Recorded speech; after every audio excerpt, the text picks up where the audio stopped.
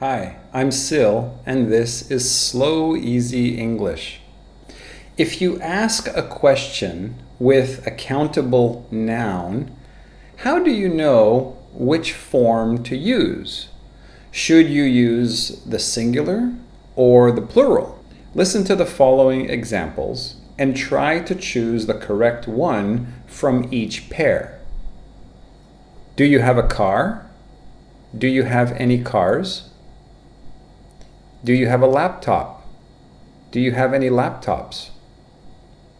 Do you have a girlfriend? Do you have any girlfriends?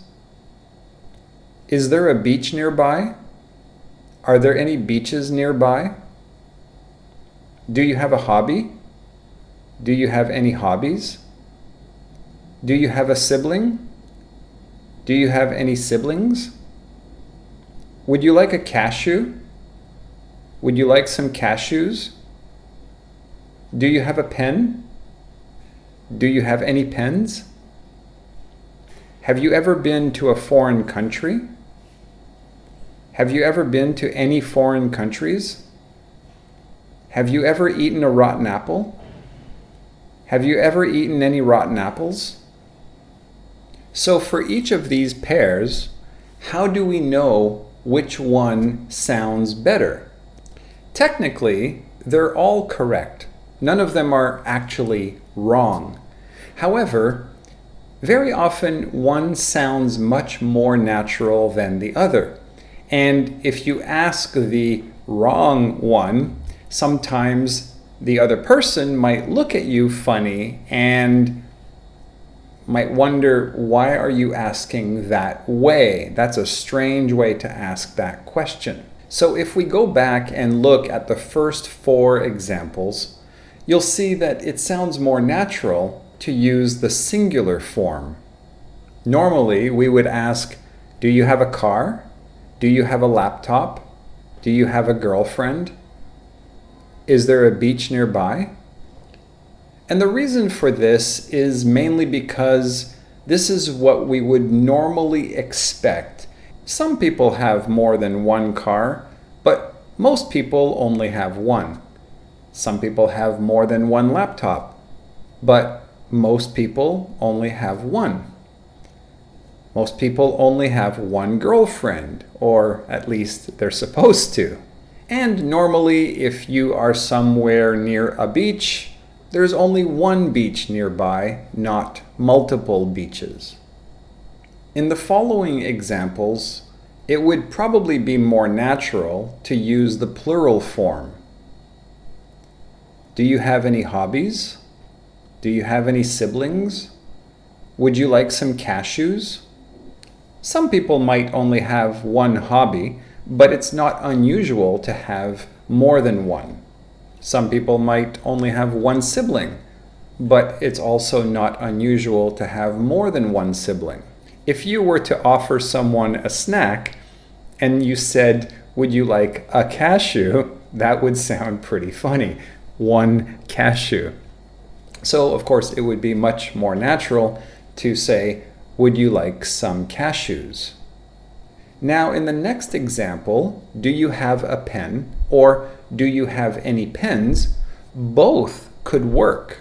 And the reason for that is because it really depends on the situation. So, for example, let's say that I am out with my friend and, I need to write my name on a registration form, but I don't have a pen. Now, I only need one pen. How many pens he might have in his pockets or in his bag doesn't matter. I only need one. Therefore, I would ask, do you have a pen? I would not ask, do you have any pens? Even if it was more likely for him to have many pens. So if your question is based on your need for something, then that is more important than trying to guess the probability of something. If I only need one pen, I only need to borrow one pen to do what I need to do, I ask, do you have a pen? However, I can easily imagine a situation where I would use the plural.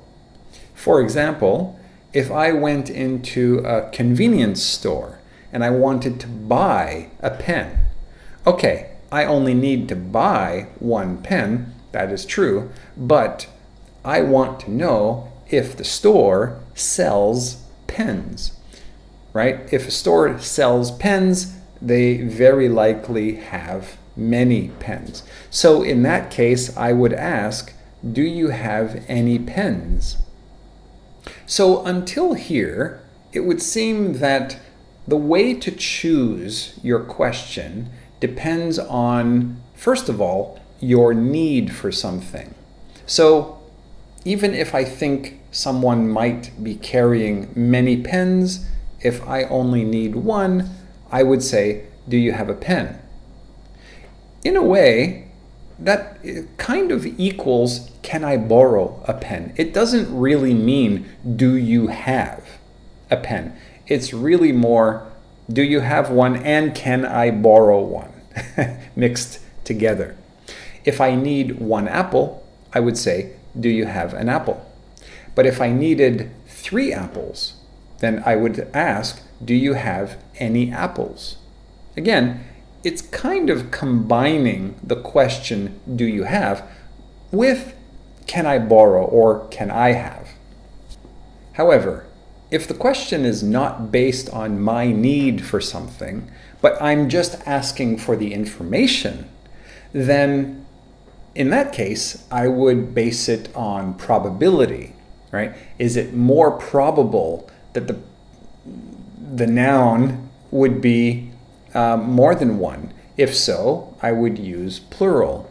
Is it probable that the noun would only be one? Then I would use singular. So that's why I would say, do you have a car? Not, do you have any cars? And on the other hand, I would say, do you have any hobbies? Not, do you have a hobby? And quite often, if we don't really know how to judge the probability, maybe it's 1, maybe it's 2, maybe it's many, I really don't know, and I don't really care, then in that case, we often use the plural. However, the following examples are a little different again. Have a look at these. Have you ever been to a foreign country? Have you ever been to any foreign countries? Have you ever eaten a rotten apple? Have you ever eaten any rotten apples? In this case, it's impossible to really judge the probability of someone having been to one foreign country or to many foreign countries. However, in this case, it would be more natural to say, have you ever been to a foreign country rather than any foreign countries? Same thing with the rotten apple. Maybe they've eaten 2 rotten apples or 3 rotten apples. I don't know. But I would almost certainly ask, have you ever eaten a rotten apple? Now, in the previous examples I used, I said that if we don't really have a way of judging the probabilities, or we don't really care, often we default to plural. But in this case, we are defaulting to singular. So it seems that when we are talking about experiences, have you ever had the experience of doing something? Then we normally default to the singular. Now, one thing to remember is that this is not a set of hard and fast rules.